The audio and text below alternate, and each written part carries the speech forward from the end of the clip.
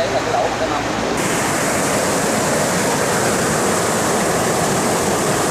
Cũng nước chảy nha các bạn.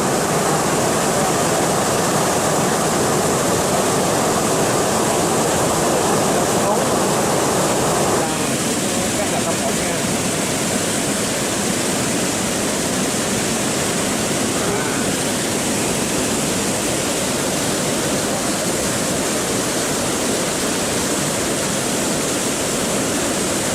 Rất hồi hộp xem chiếc ghe này chạy qua nha các bạn.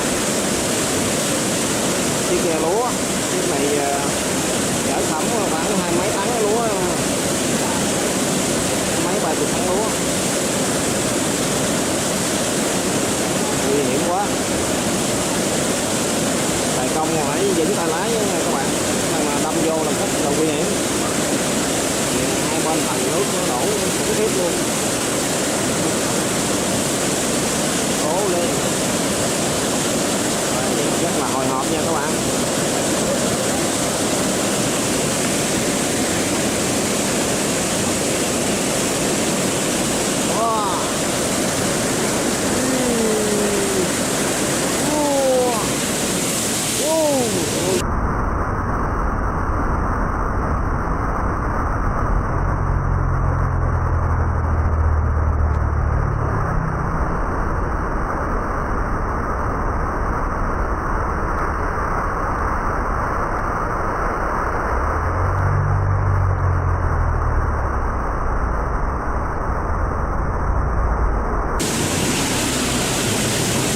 Quá khủng khiếp,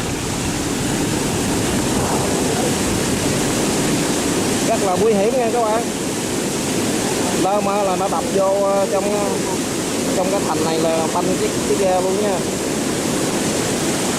Tài công này quá vững.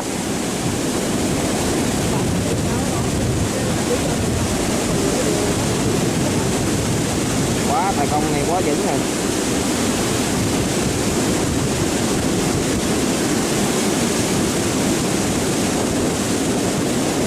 Trời ơi.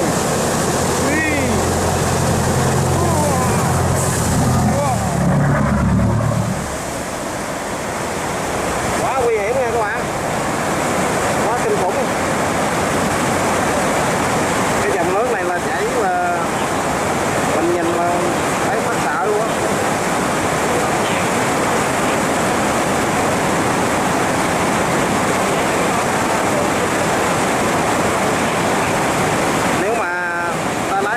Da đập vô cái thành đập này có thể là rất là nguy hiểm nha các bạn, có thể là bể ghe luôn đó. Nước này tốc độ nó chảy rất là kinh hoàng nha. Mình nhìn mình cũng phát sợ luôn.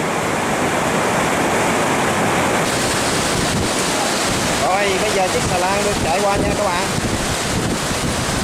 Xà lan với chiếc ghe luôn, hai chiếc luôn.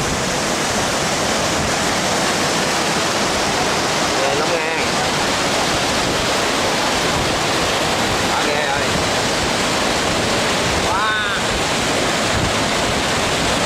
Đừng chạy tốc độ xuống nha các bạn.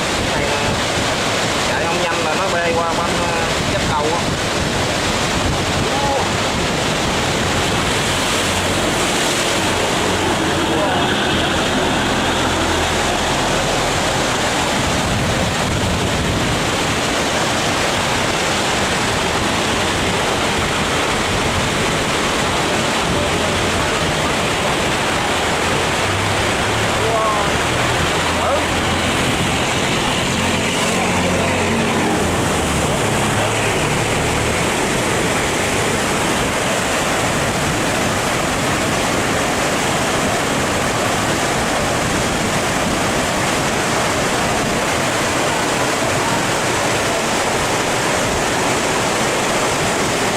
Rất là nguy hiểm nha các bạn.